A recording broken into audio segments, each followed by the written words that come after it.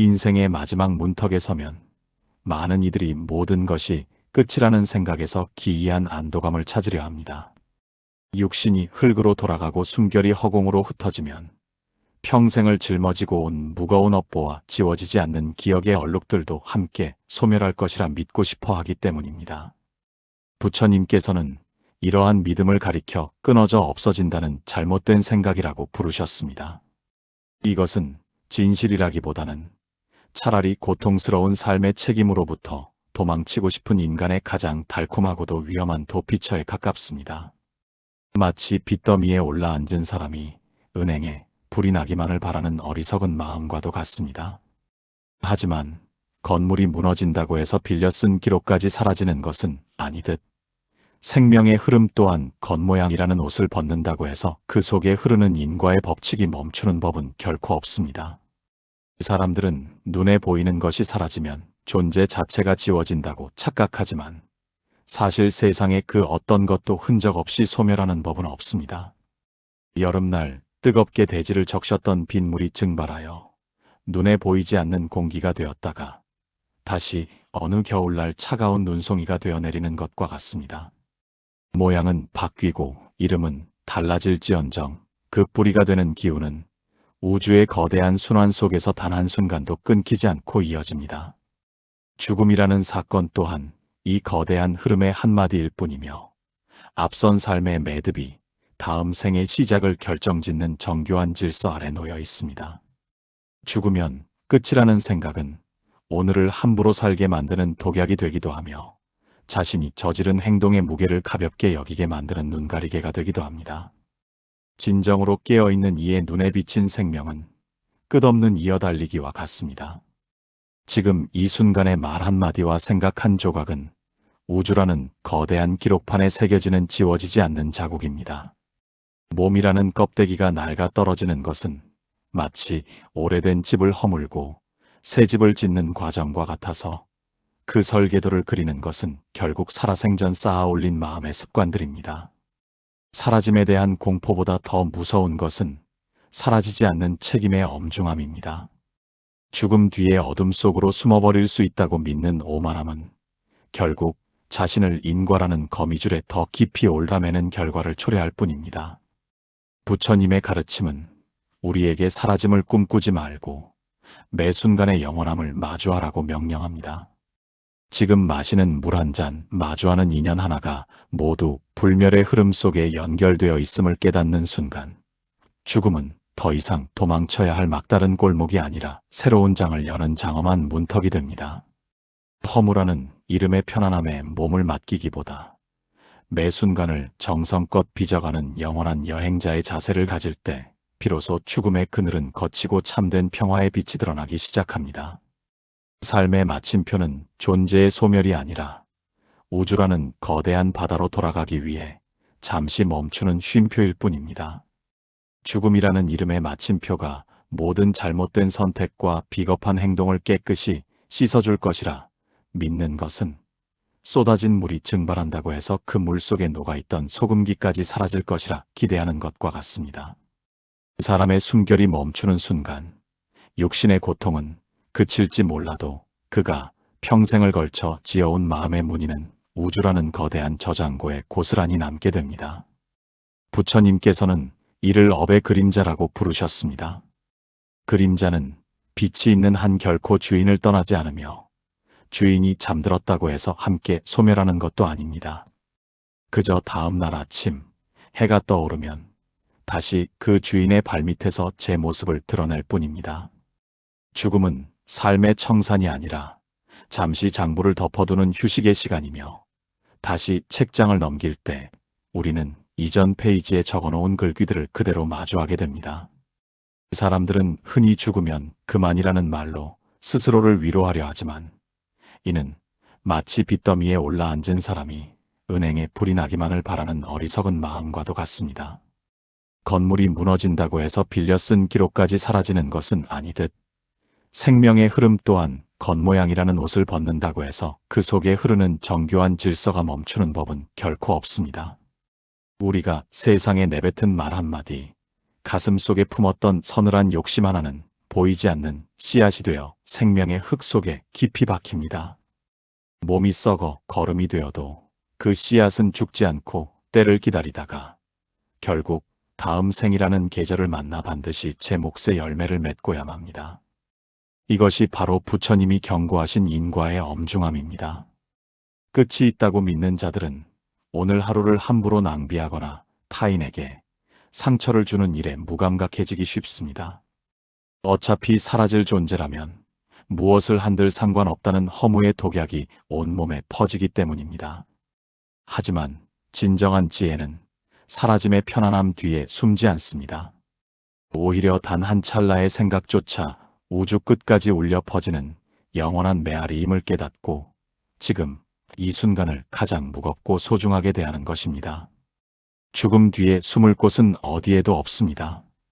우리가 걸어온 길은 우리가 잠든 뒤에도 지워지지 않는 발자국으로 남아 기어이 우리를 다시 찾아내고야만 합니다. 죽음은 도피처가 아니라 자기가 지은 모든 결과물과 단둘이 마주 앉아야 하는 정직한 거울의 시간입니다. 허무의 늪에 깊이 빠진 이들은 나는 사라지고 싶다고 말하며 죽음을 동경하지만 사실 그 문장 속에는 여전히 나라는 강력한 집착의 뿌리가 깊게 박혀 있습니다. 사라지고 싶다는 갈망 자체가 이미 나라는 존재를 전제로 한 또 다른 형태의 뒤틀린 욕망이기 때문입니다. 진정으로 모든 것이 끝난다면 사라지고 싶다는 생각조차 일어날 수 없습니다. 부처님께서는 이러한 소멸에 대한 매달림을 가리켜 존재에 집착하는 것만큼이나 어리석은 극단적인 착각이라고 경고하셨습니다.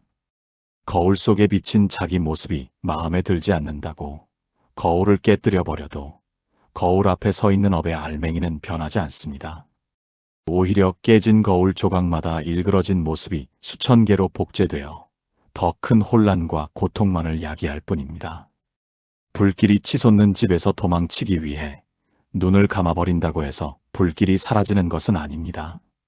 죽음을 통해 고통을 끝내겠다는 생각은 마치 책의 내용이 마음에 들지 않는다고 책장을 찢어버리는 것과 같습니다. 찢어진 종이는 사라질지언정 그 이야기가 담고 있는 슬픈 서사는 독자의 가슴 속에 그대로 남듯이 한 존재가 남긴 삶의 궤적은 우주의 기억 속에 영원히 각인됩니다.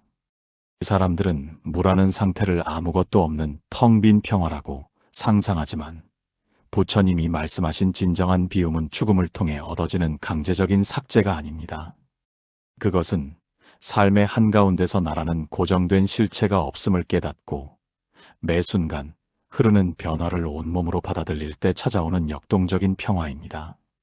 죽음이 모든 것을 해결해 줄 것이라는 기대는 생명에 대한 가장 큰 모독입니다. 생명은 단 한 번도 끊어진 적이 없는 거대한 강물과 같아서 댐을 세워 잠시 막을 수는 있어도 물줄기의 본질 자체를 없앨 수는 없습니다. 죽음이라는 댐 너머로 넘쳐 흐르는 물은 더욱 거센 기세로 다음 골짜기를 찾아 내려갈 뿐입니다. 사라짐의 위안은 신기루와 같아서 가까이 갈수록 멀어지며 결국 우리를 더 깊은 목마름 속에 가둡니다. 우리가 진정으로 끝내야 할 것은 육신의 순결이 아니라 나라는 감옥 속에 갇혀 영원함을 꿈꾸거나 혹은 영원한 사라짐을 꿈꾸는 그 양극단의 어리석음입니다. 그 어리석음의 고리가 끊어질 때 비로소 죽음은 공포도 도피처도 아닌 그저 자연스러운 숨 고르기가 됩니다. 우리는 흔히 자신을 독립된 하나의 섬이라고 생각하지만 생명의 바다 아래서 모든 섬은 거대한 지각으로 하나로 연결되어 있습니다. 한 사람이 던진 돌멩이 하나가 일으킨 물결의 파동은 수면 위에서 잦아드는 것처럼 보여도 물속 깊은 곳까지 그 떨림을 전달하며 바다 전체의 온도를 미세하게 변화시킵니다. 죽음은 단지 수면 위의 파동이 잠시 멈춘 것처럼 보이는 착시 현상일 뿐, 그 파동이 품고 있던 에너지는 결코 소멸하지 않고 다른 파도의 힘이 되어 다시 솟구쳐 오릅니다. 나 하나 사라지면 그만이라는 생각은 이 거대한 생명의 그물망을 이해하지 못한 소치입니다. 우리가 남긴 말 한마디, 마음 씀씀이 하나는 보이지 않는 실이 되어 다음 생의 인연을 엮어내는 재료가 됩니다. 부처님께서는 이 세상을 거대한 인연의 숲으로 보셨습니다. 나무 한 그루가 쓰러진다고 해서 숲의 생명력이 끝나는 것이 아니라 그 나무가 썩어 다른 생명의 자양분이 되고 그가 뿌린 씨앗이 다시 싹을 틔우듯 존재는 쉼없이 옷을 갈아입으며 이어집니다. 죽음을 끝이라고 믿는 자들은 이 장엄한 순환의 법칙을 외면한 채 오직 자기 눈앞의 작은 등불이 꺼지는 것만을 두려워하거나 반깁니다. 하지만 등불이 꺼져도 빛의 성질은 사라지지 않으며 인연의 바람이 불어오면 다시금 어느 곳에선가 새로운 불꽃으로 타오르게 마련입니다. 우리가 지금 마주하는 모든 고통과 기쁨은 과거의 어느 시점에 우리가 스스로 당겼던 활시위의 결과이며 지금 당기는 활시위는 반드시 미래의 어느 관역에 명중하게 됩니다. 그러므로 죽음을 앞둔 이가 가져야 할 진정한 자세는 사라짐에 대한 안도가 아니라 자신이 남긴 삶의 향기가 어떤 색깔인지를 살피는 책임감입니다. 죽음의 문턱을 넘는 순간 우리가 가져갈 수 있는 것은 명예도 재산도 아닌 오직 마음속에 깊이 새겨진 습관의 힘뿐입니다. 그 습관이 자애롭고 평온했다면 다음 여정은 맑은 샘물을 만나는 길이 될 것이요. 그 습관이 거칠고 원망스러웠다면 다음 여정은 가시밭길을 걷는 고행이 될 것입니다. 죽음은 모든 것을 초기화하는 단추가 아니라 지금까지의 점수를 합산하여 다음 학년의 교실을 정하는 준엄한 성적표와 같습니다. 이 냉혹할 만큼 정직한 진실 앞에 설 때 비로소 우리는 죽음을 핑계 삼아 오늘을 방황하는 어리석음에서 벗어날 수 있습니다. 어떤 이들은 죽음을 기억의 완전한 삭제라고 믿으며 그곳에서 모든 고뇌의 종말을 꿈꾸지만 이는 마치 나무를 베어냈다고 해서 그 뿌리가 품고 있던 땅속의 수분이 한꺼번에 말라버릴 것이라 믿는 것과 같습니다. 나무의 줄기는 사라져도 땅은 그 나무가 머물렀던 흔적과 생명력을 고스란히 기억하고 있으며 인연의 볕이 다시 내리쬐면 그 뿌리에서 또 다른 싹을 틔워 올립니다. 부처님께서는 우리가 나라고 부르는 것이 사실은 고정된 실체가 아니라 쉼없이 굴러가는 습관의 수레바퀴일 뿐이라고 가르치십니다. 수레바퀴의 살 하나가 부러진다고 해서 굴러가던 힘 자체가 사라지는 것은 아닙니다.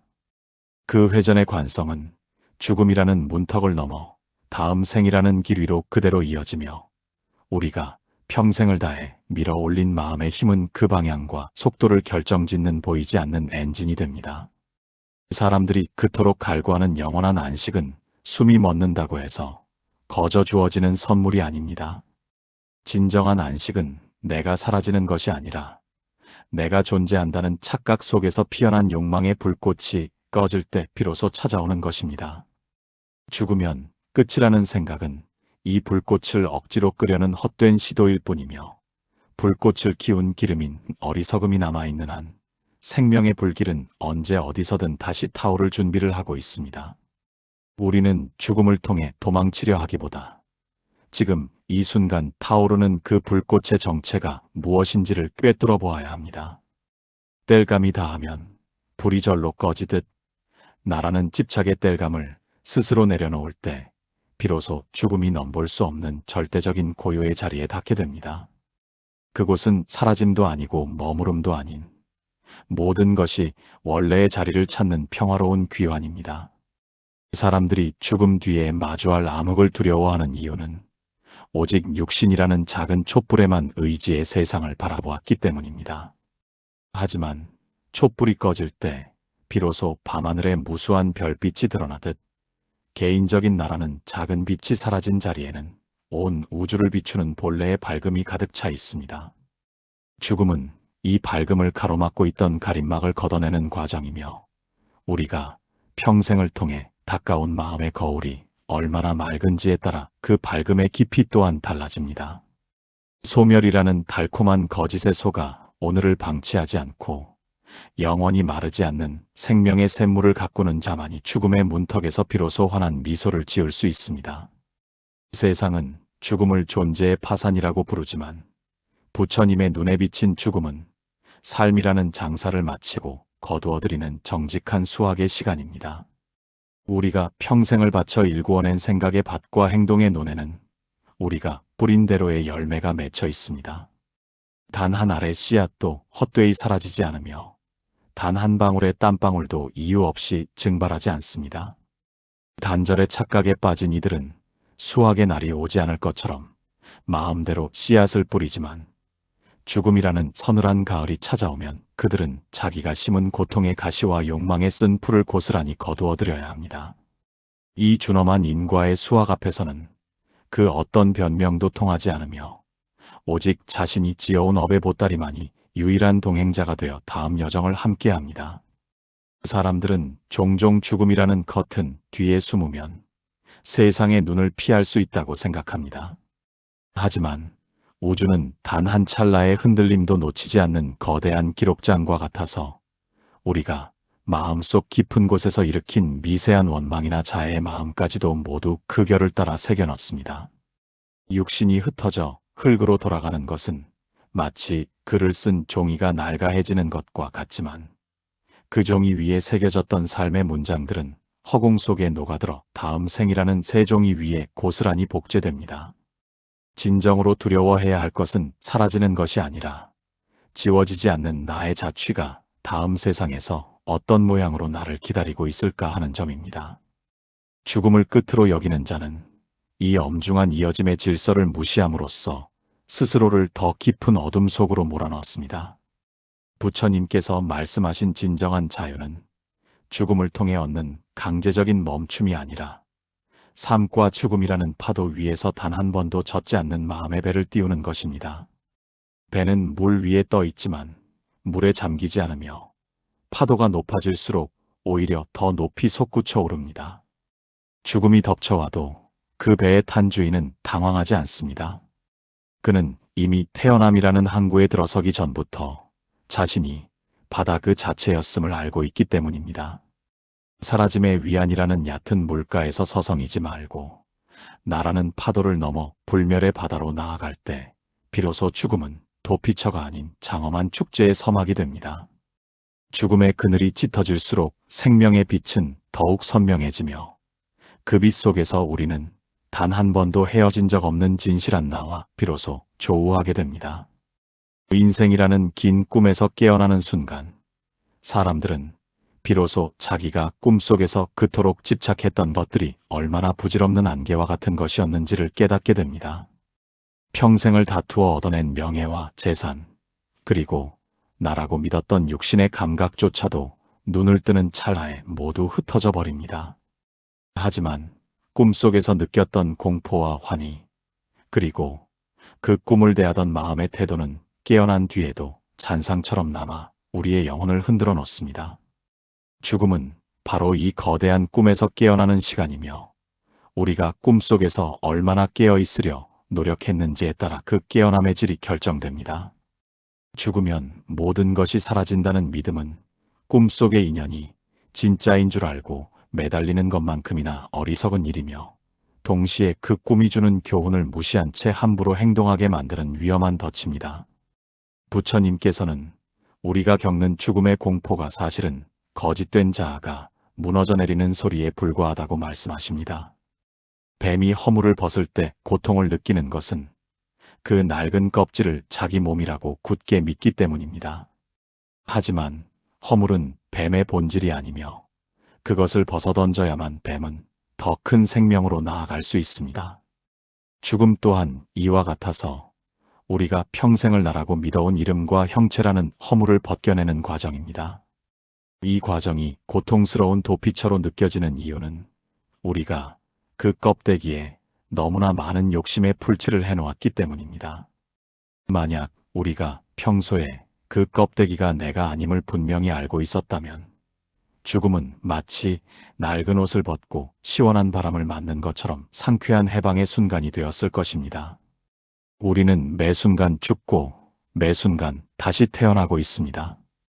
들숨이 나가고 날숨이 들어오지 않으면 그것이 곧 죽음이며 매 찰나 우리 몸의 세포와 생각의 조각들은 끊임없이 소멸하고 생성됩니다. 죽음은 삶의 끝에 몰려있는 거창한 사건이 아니라 지금 이 순간에도 우리 곁을 흐르는 공기와 같은 이치입니다.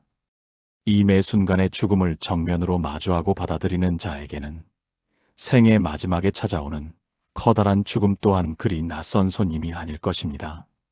사라짐의 도피를 꿈꾸지 말고 매 순간 새롭게 태어나는 생명의 경위를 목격하십시오. 죽음이라는 거짓 장벽이 무너질 때 우리는 비로소 태어난 적도 없고 죽을 수도 없는 온 우주에 가득 찬 찬란한 생명의 실상과 하나가 됩니다.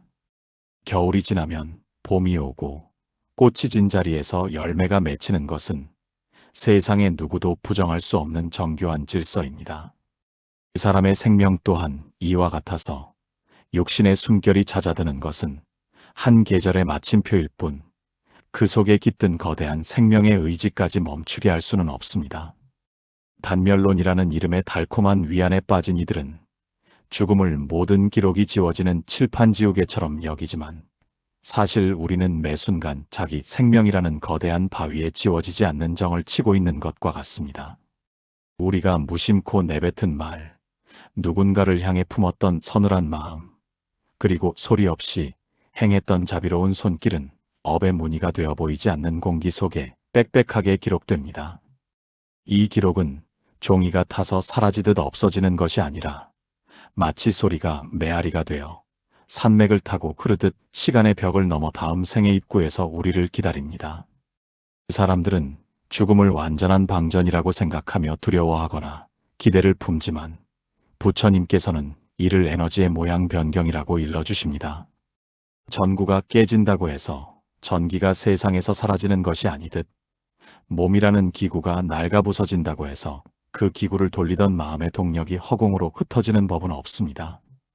그 동력은 자신이 살아생전 갈고 닦은 습관의 방향을 따라 새로운 기구를 찾아 나섭니다. 이것이 바로 우리가 죽음 뒤에 숨을 수 없는 이유이며 매 순간의 삶이 그토록 무겁고 엄중한 까닭입니다.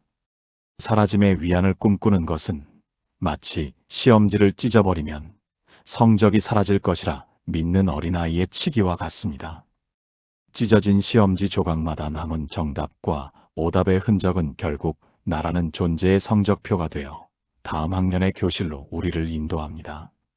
진정으로 지혜로운 이는 죽음이라는 커튼 뒤로 도망치려 하지 않습니다.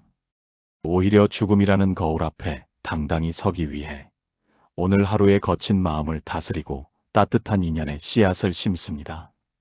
내가 사라진다는 착각은 우리를 무책임하게 만들지만 내가 이어진다는 진실은 우리를 고귀하게 만듭니다. 우리는 단 한순간도 우주의 연결망에서 벗어난 적이 없으며 죽음조차도 그 촘촘한 그물망의 한 매듭에 불과합니다. 끝이라는 단어 뒤에 숨은 나태함을 걷어내고 영원히 흐르는 생명의 강물에 몸을 맡길 때 우리는 비로소 죽음이 줄 수 없는 진정한 평온에 닿게 됩니다. 죽음은 도피가 아니라 자신이 지은 모든 결과물과 단둘이 마주 앉아 대화해야 하는 가장 정직한 성찰의 시간입니다. 나라는 존재가 연기처럼 흔적 없이 사라질 수 있다고 믿는 것은 우주의 모든 인과 법칙을 부정하는 것과 같은 커다란 오만입니다. 우리가 이 세상에 태어난 것이 우연이 아니듯 이 세상을 떠나는 것 또한 결코 우연한 소멸일 수 없습니다. 사람들은 흔히 죽으면 아무것도 모른다고 말하며 도망치려 하지만 진정으로 깨어난 이의 눈에는 죽음이란 단지 무대 위의 조명이 바뀌는 찰나의 순간과 같습니다. 배우가 무대 뒤로 들어가 의상을 갈아입는다고 해서 그 배우의 존재 자체가 지워지는 것이 아니듯 우리 또한 생명이라는 연극의 한 막이 끝날 때마다 육신이라는 의상을 갈아입으며 끊임없이 다음 막을 준비합니다. 단멸의 함정은 이 장엄한 연극의 흐름을 보지 못하고 오직 한 장면의 끝에만 매달려 통곡하거나 환호하는 이들의 짧은 생각일 뿐입니다. 우리가 평생을 지켜온 자존심, 재산, 명예라는 것들은 죽음이라는 강한 바람 앞에 흩어지는 마른 잎사귀와 같습니다. 하지만 그 잎사귀들을 틔워냈던 나무의 뿌리, 즉 우리의 마음 밑바닥에 흐르는 성품은 결코 썩지 않습니다. 사라짐에 대한 공포는 사실 이 뿌리를 보지 못하고 잎사귀에만 집착하는 마음에서 비롯됩니다. 부처님께서는 우리가 쥐고 있는 그 잎사귀들을 놓아버릴 때 비로소 든든한 뿌리의 존재를 깨닫게 된다고 말씀하셨습니다. 죽음은 우리가 억지로 움켜쥐고 있던 것들을 강제로 내려놓게 만드는 거대한 손길입니다. 그 손길이 닿을 때 어떤 이는 모든 것을 잃었다며 절규하지만 어떤 이는 비로소 짐을 벗었다며 환한 미소를 짓습니다. 도피처로서의 죽음이 아니라 본래의 나로 돌아가는 통로로서의 죽음을 맞이하는 것입니다. 이 통로를 지날 때 우리가 유일하게 가져갈 수 있는 것은 자비의 온기와 지혜의 밝음뿐입니다. 마지막 숨결이 허공으로 흩어지고 심장의 박동이 멈추는 그 순간 우리는 평생을 가두어 왔던 나라는 감옥의 문이 활짝 열리는 장엄한 광경을 마주하게 됩니다. 사람들은 그 문 너머에 허무와 소멸만이 기다리고 있을 거라 짐작하며 몸서리치지만 사실 그곳에는 태초부터 단 한 번도 마른 적 없는 생명의 거대한 바다가 끝없이 펼쳐져 있습니다. 단멸론이라는 좁은 생각은 이 바다를 보지 못하고 오직 자기가 담겨있던 작은 물컵이 깨지는 것만을 죽음이라 부르는 것과 같습니다. 물컵은 깨져도 그 안의 물은 사라지지 않습니다. 오히려 컵이라는 좁은 틀을 벗어나 거대한 대지로 흘러들어 다른 생명을 적시고 결국에는 자신의 고향인 푸른 바다와 하나가 됩니다. 이것이 부처님이 보여주신 죽음의 참된 얼굴입니다. 우리는 그동안 나라는 이름표를 지키기 위해 너무나 많은 에너지를 소모해왔습니다. 늙어가는 것을 저주하고 사라지는 것을 밀어내며 영원하지 않은 것에 영원을 구걸하는 고단한 삶을 살아온 셈입니다. 하지만 죽음은 우리에게 이제 그만 쉬어도 좋다고 속삭이며 우리가 결코 잃어버릴 수 없는 본래의 평화를 돌려줍니다. 죽음이라는 도피처를 꿈꿀 필요도 죽음이라는 적을 두려워할 필요도 없습니다. 우리는 이미 태어난 적이 없기에 죽을 수도 없는 불멸의 파동이며 잠시 인간이라는 모양으로 우주를 여행하고 있는 영원한 여행자이기 때문입니다.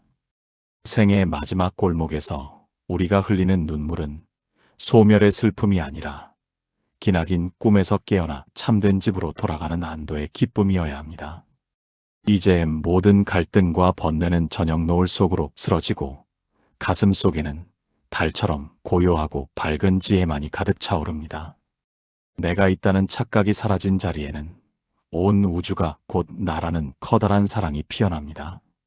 부처님의 사자후는 우리에게 끝내 사라지지 않는 생명의 엄중함을 일깨워주며 동시에 죽음이 결코 우리를 해칠 수 없음을 선언하십니다. 삶과 죽음이라는 파도 위에서 자유롭게 춤추며 매 순간을 영원처럼 살아가는 이에게 죽음은 가장 친절한 안내자가 됩니다. 우리는 죽음을 통해 비로소 태어남 이전의 얼굴을 마주하게 되며 그 얼굴에는 단 한 줌의 근심도 없는 영원한 미소가 걸려 있습니다. 생명의 수레바퀴는 멈추지 않고 굴러가며 우리는 그 수레바퀴와 하나가 되어 영원한 진리의 길을 계속해서 걸어갈 것입니다.